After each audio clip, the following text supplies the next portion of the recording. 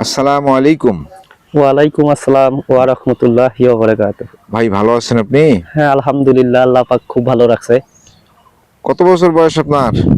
আমার তো ভাই প্রায় 40 পার হয়ে গেছে, প্রায় 41 এর কাছাকাছি। বিয়ে তো করছেন অবশ্যই। হ্যাঁ, ইনশাল্লাহ। আচ্ছা, বিয়ে করছেন, বিয়ে সুখ বলতে আপনি কি বোঝেন? সুখ বলতে আসলে কি, আবেগ আর বাস্তব। আবেগ দিয়ে তো জীবন চলে, বাস্তবতায় মানুষ চলে। জীবন চালাইতে হয়, আবেগ দিয়ে মানুষ চলে। তো এখন বর্তমান আমি তো মনে করি বিয়ের ভিতরেই প্রকৃত সুখ। যদি নিজের কর্ম ঠিক থাকে তাহলে বিয়ের মাঝে অনেক সুখ। আচ্ছা, আপনি কি করেন তাহলে? আমি একটা ছোটখাটো বিজনেস করি। ব্যবসা করেন? আচ্ছা, আমাদের বর্তমান যে দেশের এই অর্থনৈতিক অবস্থা বা দেশের সার্বিক পরিস্থিতি আপনার কাছে কেমন মনে হচ্ছে? হ্যাঁ, ফি আমানিল্লাহ, খুব ভালো তো। খুব ভালো। তা আপনি যে ব্যবসা করতেছেন, আপনার কি মনে হয় যে দেশের দ্রব্যের দাম টাম সব ঠিক আছে? হ্যাঁ, এখন তো সবকিছু দ্রব্য মূল্যের দাম হাতের নাগালে। আগে দেখা যাইতো যে 200-400 টাকা নিয়ে যায় কাঁচা বাজারে আটতো না, আর এখন 100-150 টাকা হলে ইনশাল্লাহ বাজার ভর্তি, ব্যাগ ভর্তি হয়ে যায়। তাহলে আমাদের দেশের সরকার তো মোটামুটি ভালোই আছে আল্লাহর রহমতে। হ্যাঁ, আছে।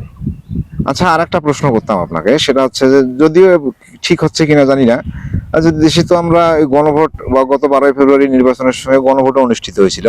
তা আমরা তো সবাই সংস্কারের পক্ষেই, যেহেতু ওই হ্যাঁ ভোট জয়যুক্ত হয়েছে সেহেতু সংস্কারের পক্ষেই জয়যুক্ত হয়েছে। তো আপনি এই সংস্কারের পক্ষে না বিপক্ষে? আর সরকার কিন্তু সংস্কারের পক্ষে শপথ গ্রহণ করেন, এই বিষয়টা আপনি কিভাবে দেখতেছেন?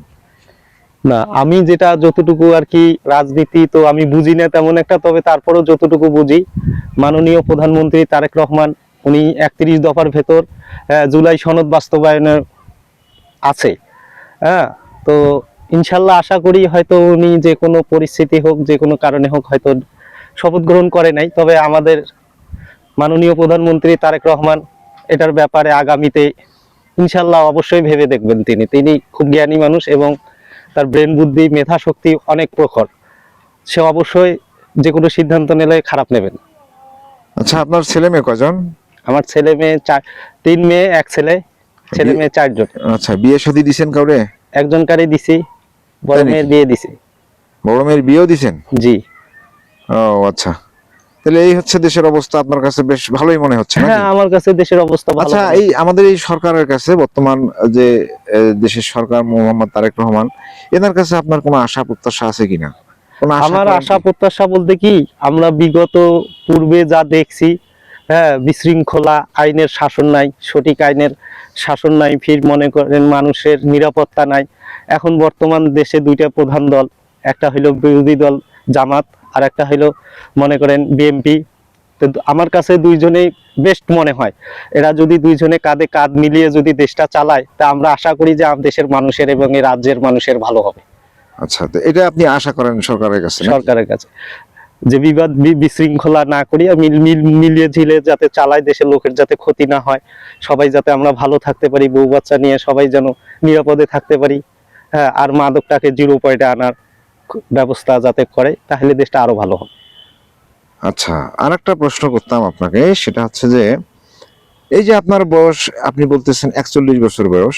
41 বছর বয়সে আপনার জীবনের কোনো এরকম কোনো অভিজ্ঞতা আছে যেটা আপনি আপনি আজকে বলবেন, যাতে ওই আমাদের সাধারণ মানুষজন যারা আছে তাদের উপকারে আসে, এরকম একটা কথা? আপনার বয়সের নিচে যারা আছে তাদের উপর একটা উপদেশমূলক কোনো কথাবার্তা? উপদেশ বলতে কি, আমি এতটুকুই বলবো, মানুষের জীবনে 2টা জিনিসই গুরুত্বপূর্ণ থাকে। যে যত বড়ই শিক্ষিত হোক এবং কম শিক্ষিত হোক আর মূর্খ হোক, সেটা হইলো 1 নম্বরে হইলো কর্ম, আর হইলো ধর্ম।